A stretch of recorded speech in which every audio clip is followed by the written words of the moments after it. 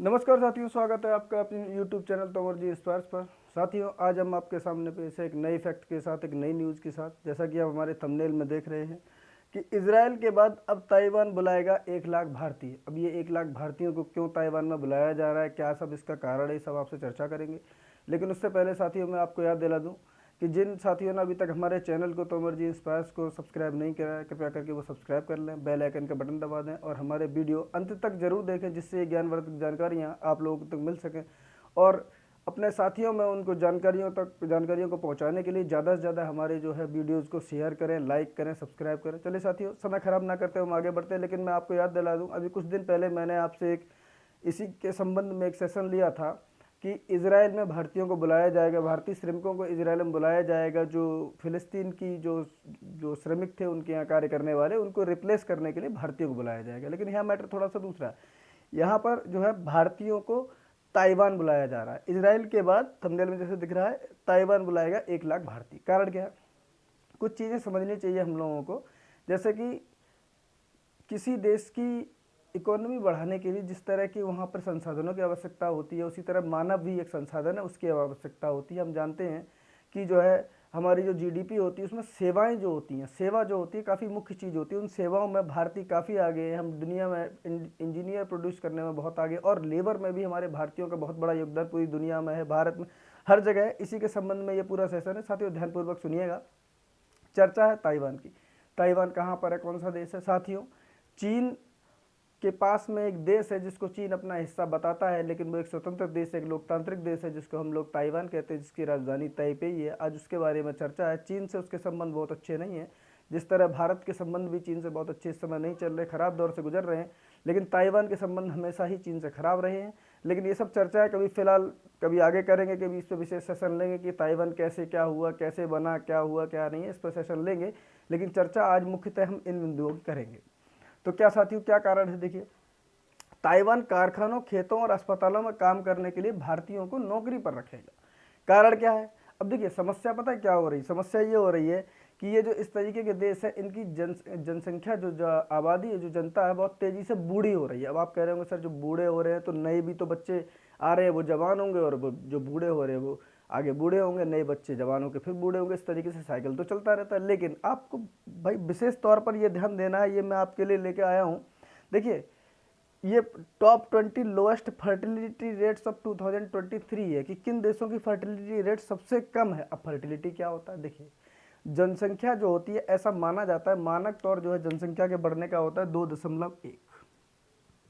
अब 2.1 का मतलब क्या हुआ कि माँ बाप जो है उनके 2.1 बच्चे होने चाहिए, ऐसा माना जाता है, आइडियल माना जाता है। अब ये 2.1 बच्चे कैसे हो सकते हैं, ये भी कुछ साथियों के मन में चर्चा आ रही होगी। तो इसको हम अगर 10 से मल्टीप्लाई करके देखें, मान लो ये तो हो गए बच्चे, और ये हो गए इनके गार्जियन, माँ बाप कह दो, माँ बाप। कितने हो गए ये?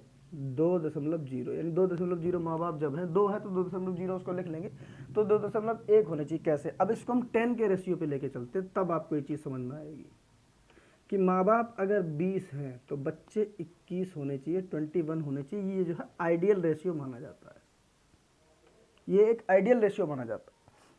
अब यहाँ पर आप देखिएगा, काफ़ी देशों की मैंने बात की, लेकिन इस समय ताइवान सबसे आगे है साहब।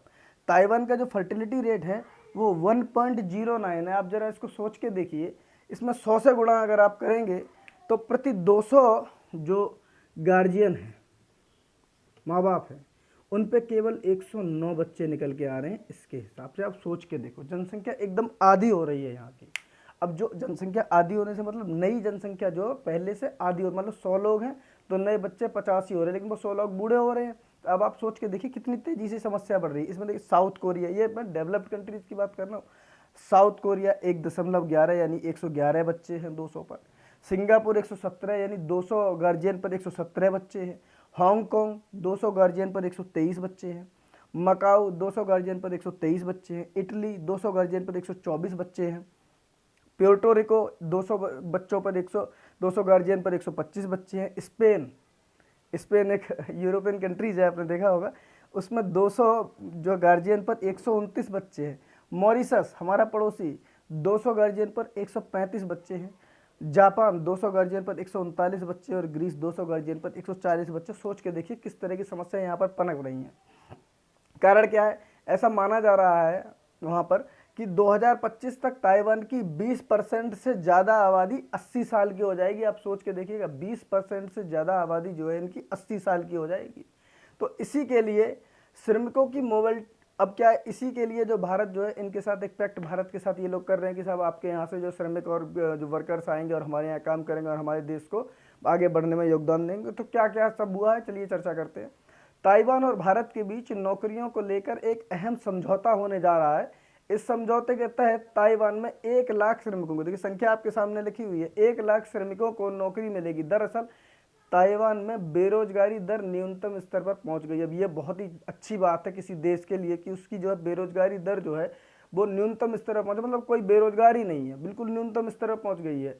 उससे मैन्युफैक्चरिंग, स्वास्थ्य और कृषि क्षेत्र में बड़ी संख्या में श्रमिकों की जरूरत है जो उसे अपने देश में नहीं मिल रहे हैं। कारण आपके सामने है, जो उसे अपने देश में नहीं मिल रहे हैं। ऐसे में उसने भारत की तरफ समझौते के हाथ बढ़ाए हैं। ताइवान और भारत के बीच ये समझौता जल्दी ही होने की उम्मीद है। इसके बाद 1 लाख भारतीय नौकरी करने ताइवान जाएंगे। हाल ही में आप जानते होंगे कि इजराइल ने भी भारत में 1 लाख लोगों को नौकरी का ऑफर दिया है। अब आप सोच रहे होंगे भाई इतनी बड़ी आबादी हमारे देश की है, उसमें 1 लाख से क्या ही हो सकता है। ये भाई ये छोटे छोटे से देश हैं ताइवान और इजराइल।